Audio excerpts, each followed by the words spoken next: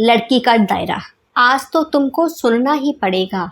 तुम्हारे लिए मैं इतना बड़ा आलीशान घर छोड़ के आई हूँ। ये एक कमरे का घर है, फिर भी इतना सुकून है, शांति है, और सबसे बड़ी बात ये है कि तुम मेरे साथ हो।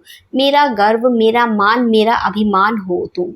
सुनो मेरा जीवन इतिहास।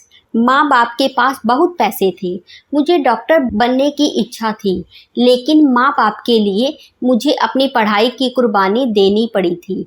लड़की के पीछे इतना खर्च मेरे माता पिता को मंजूर नहीं था।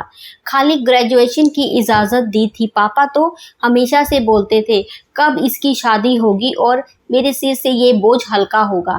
पहले ही बेटा हो जाता तो ये अभागिन को पैदा ही नहीं होना पड़ता। समाज में इतनी इज्जत है कि इसकी गर्भ में हत्या भी नहीं करवा पाई।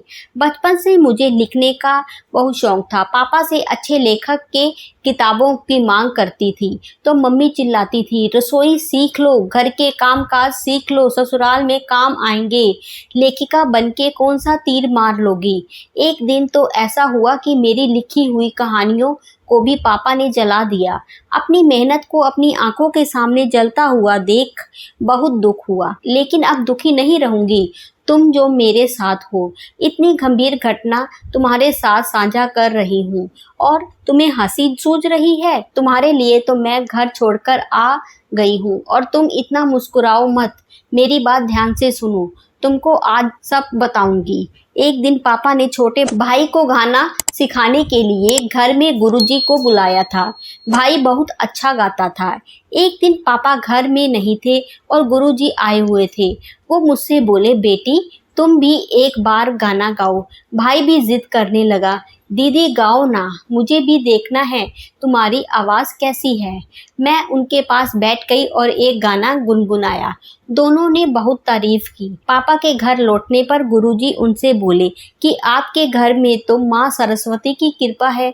कितनी अच्छी आवाज़ है आपकी बेटी की, उसको गाना सिखाइए, वो एक दिन बहुत अच्छी गायिका बनेगी। उनके सामने तो पापा कुछ नहीं बोले, लेकिन हाँ, अगले ही दिन भाई के गुरुजी ज़रूर बदल दिए गए। एक दिन मैं भाई के साथ बैडमिंटन खेल रही थी और खेलने के बाद वो पापा से बोला कि पापा दीदी कितना अच्छा खेलती है, उनको प्रशिक्षण दिलवाइए। मेरी प्रतिभा को देख के मानो मेरे माता पिता को डर ही लग गया। मुझे एकांत में बुला के समझाने लगे कि इतनी स्मार्टनेस अच्छी बात नहीं है। कोई भी सुनेगा तो सोचेगा कि बहुत आधुनिक विचार की लड़की है और फिर तुम्हारी शादी में दिक्कतें आ सकती हैं। तुम्हारी पढ़ाई, खेलकूद और गाना बजाना सब घर की चार दीवारी तक सीमित रखो। माँ ने सीख दी कि लड़कियों का एक दायरा होता है, उसको लांघने की कोशिश नहीं करनी चाहिए, नहीं तो बर्बाद हो जाओगी। ये सब सुनते ही मेरे सपने चकनाचूर हो गए। इसी बीच 7-8 साल गुजर गए। मेरी शादी के लिए लड़के देखे जाने लगे। शादी पक्की हो गई। लड़का अच्छा था, सरकारी नौकरी करता था। मेरे सपनों को मानो पंख लग गए। सोचा पति मेरा बहुत साथ देंगे। मैं पहली लड़की थी जो माँ बाप को छोड़ते समय बहुत खुश थी। शादी हो गई। ससुराल में पहला कदम रखते ही ये आशीर्वाद मिला कि बहू घर को एक पोता दे दो, बस और कुछ नहीं चाहिए। ये सुनते ही मेरा अतीत मेरी आंखों के सामने तैरने लगा। उस दिन के बाद बहुत चिंता होने लगी कि अगर लड़की हो गई तो। कई रातें सो नहीं पाई। पति से इस बारे में बात की तो वो बोले, क्यों चिंता कर रही हो तुम, हमारा लड़का ही होगा। माँ बाप को और मुझे भी उम्मीद है, इस घर का वारिस ही आएगा। फिर मैंने पूछा, अगर बेटी हो गई तो? वो चिल्ला उठे, बोले ये नहीं हो सकता। अगर ऐसा हुआ तो गर्भ में ही हत्या कर देंगे। मैं असहाय महसूस कर रही थी, कुछ समझ नहीं आ रहा था। रात भर यही सोचते रही कि मेरे ससुराल के हर एक सदस्य को गीता रामायण की भरपूर जानकारी है। एक तरफ वो सब इतना पूजा पाठ करते हैं और दूसरी तरफ भ्रूण हत्या की बातें करते हैं। शादी से पहले मैंने एक लिखित परीक्षा दी थी सरकारी नौकरी की, उसी का रिजल्ट आया है। मेरा सिलेक्शन भी हो गया है।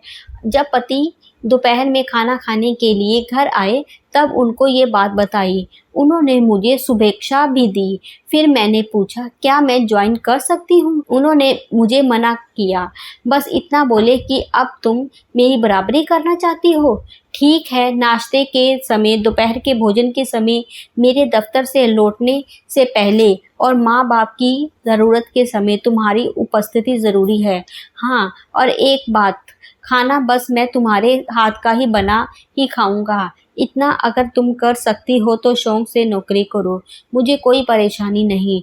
अगर इतना सब दायरे के अंदर रह के कर लोगी तो हम सबको कोई असुविधा नहीं है। मैं चुपचाप उधर से उठ के चली गई। समझ में नहीं आ रहा था कि मैं मजबूत हो रही हूँ कि टूट रही हूँ। फिर कुछ दिन बाद सबको जिसका इंतज़ार था वो पल आ गया। मैं माँ बनने वाली थी। माँ बनने की खबर सुनते ही सास, ननंद, पड़ोसी सब अपनी अपनी राय देने लगे। ये खाओ, अच्छा है, तुम्हारा लड़का गोरा होगा। ये मत खाओ, बच्चे को नुकसान होगा। धार्मिक चीज़ें देखो, इस तरफ करवट बदल के सो। बाप रे बाप, मैं तो परेशान हो गई थी। इतनी सारी बंदिशें, मेरी जैसी कोई इच्छा ही नहीं रह गई है। सब ऐसे बोल रहे थे मानो सब बड़े बड़े ज्योतिष हैं। आखिर वो दिन आ ही गया जब कोई नया मेहमान आने वाला था। मुझे हॉस्पिटल ले जाया गया। डॉक्टर बोली कि कुछ परेशानी है, इसीलिए ऑपरेशन करना पड़ेगा। सारे लोग बाहर इंतज़ार कर रहे थे अपने घर के वारिस का। ऑपरेशन रूम में डॉक्टर मुझे बोली, अब तो आप खुश हैं ना? आपके कहने के मुताबिक मैंने सबको तीसरे महीने से ही झूठ बोल दिया था कि आपके गर्भ में लड़का है। नहीं बोलती तो पता नहीं ये जानवर रूपी इंसान इस बच्चे का क्या हश्र करते। अब क्या करना है? मैं बोली, डॉक्टर जल्दी से मेरी बेटी को मुझे दिखा दीजिए। आंखें तरस गई हैं उसके इंतज़ार में। कुछ ही देर में एक प्यारी सी बच्ची गोद में थी, बिल्कुल मेरी हमशक्ल।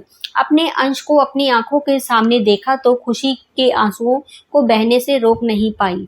अपनी बच्ची को पकड़ के पीछे के दरवाजे से भाग ही रही थी कि डॉक्टर बोली, अपने नए कमरे की चाबी तो लेते हुए जाओ, मैंने सब इंतज़ाम कर दिया है। पहली बार किसी औरत को दूसरी औरत की मदद करते हुए देखा। जानती हो वो छोटी बच्ची कहाँ है? वो तुम हो पगली, जो अभी मेरी सारी कहानी सुन रही है। तुम मेरे लिए सब कुछ हो। अब मैं नौकरी करूंगी और तुम्हारी अच्छी परवरिश भी। तुमको जो मन है वो सीखना, जो अच्छा लगे वो करना, कभी भी डरना नहीं। तुम्हारी माँ तुम्हारे साथ है। आज की दुनिया के लोग तुमको आज़ादी देने की बड़ी बड़ी बातें ज़रूर करेंगे, जैसे मेरे साथ हुआ कि एक गाय की तरह खूंटी से बांध देंगे और एक दायरा बना देंगे कि ये तुम्हारी आज़ादी का दायरा है, इसके अंदर ही तुम्हारा सब कुछ है। लेकिन मैं तुम्हें ऐसे बदलने नहीं दूंगी। ऐसा जीवन साथी चुनना जो तुम्हारा साथ दे और तुम्हारी हर इच्छा का सम्मान करे, तुम्हें इज्जत दे।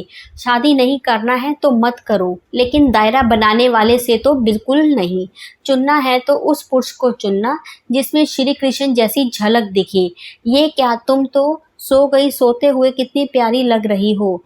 माँ हूँ तुम्हारी, जीवन भर माँ दुर्गा बनके तुम्हारा साथ दूंगी और रक्षा करूंगी। फिर देखती हूँ कौन बनाता है दायरा मेरी बेटी के लिए। धन्यवाद।